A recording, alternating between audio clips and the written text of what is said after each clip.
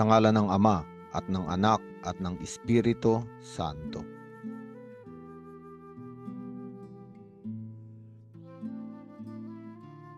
Panginoon, isugo mo sa amin ang iyong banal na Espiritu at baguhin ang muka ng aming mundo.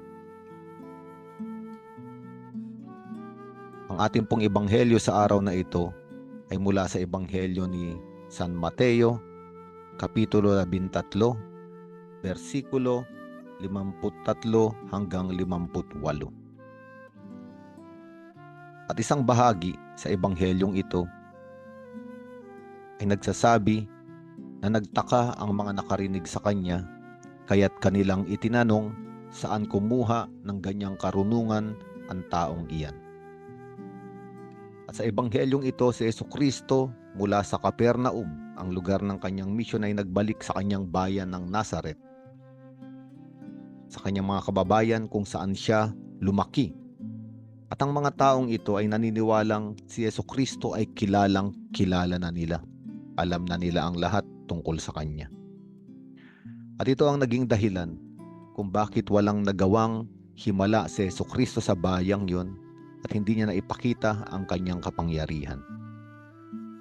Sapagkat ang ugaling ito ng tao na naniniwalang alam niya na ang lahat, kilala niya na ang lahat, ay isang ugali na hindi na nagbibigay ng puwang sa Panginoon upang kumilos sa kanyang buhay. At ito ang sinasabi sa atin ng ating ebanghelyo sa araw na ito. Isang liwanag na nagbibigay sa ating buhay. Minsan, nahihirapan na tayong pumasok sa bawat araw. Ang ating mga ginagawa ay wala ng kahulugan. Ayaw na nating gumising sa bagong umaga dahil para sa atin o sa marami ay parehas lang naman. Kung ano yung nangyari noon, ayun din ang mangyayari bukas. At itong ugaling ito, itong ganitong kaisipan ay kaisipang mapanganib. Katulad ng mga tao sa Nazaret, walang nagawa si Jesucristo para sa kanila, sapagkat hindi na nila nabigyan ng puwang ang kapangyarihan ng Diyos. Kaya nga, tayo ay inaanyayahan ng Diyos sa araw na ito, na bigyan puwang ang Diyos. At aminin at sabihin sa ating mga sarili na hindi natin alam ang lahat. Upang ang Diyos ay may kapangyarihan na tayo ay sorpresahin, bigyan ng mga bagong bagay. Minsan kasi nagiging pangkaraniwan ang lahat, nagiging pamilyar ang lahat. At dahil pamilyar na tayo sa mga pangyayari sa ating buhay, sa mga tao sa ating paligid, para bang wala nang bagong ginagawa ang Panginoon. Ngunit ang katotohanan sa bawat araw, sa tuwing tayo ay gumigising, ay katulad ng isang blankong papel. At sa papel na yun ay may nais isulat ang Panginoon. May nais siyang sabihin sa atin. Totoo, nauulit yung mga pangyayari bawat araw. Iisa lang ang ating trabaho at ayun yung ginagawa natin na araw-araw. Tayo ay naghahanda ng pagkain sa umaga, sa tanghali at sa gabi. Tayo ay gumagawa ng mga gawaing bahay na paulit-ulit nating ginagawa sa maraming mga panahon.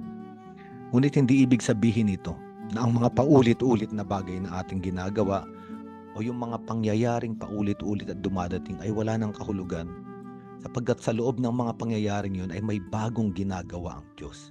May bagong sinasabi ang Diyos. Kaya nga sabi ni Jesucristo, hindi makakapasok sa aking kaharian ang isang tao hanggat hindi siya nagkakaroon ng puso ng isang bata. Ang puso ay nakaugnay sa mata at sa paningin ng tao. Kung ang tao ay merong puso ng isang bata, ang kanyang paningin ay katulad din ng isang bata. At ano ba ang bata? Ang bata ay punong-puno ng sorpresa. Sa maliliit na bagay siya ay natutuwa at nagiging maligaya. Para sa kanya, ang bawat kanyang nakikita ay isang bagong karanasan.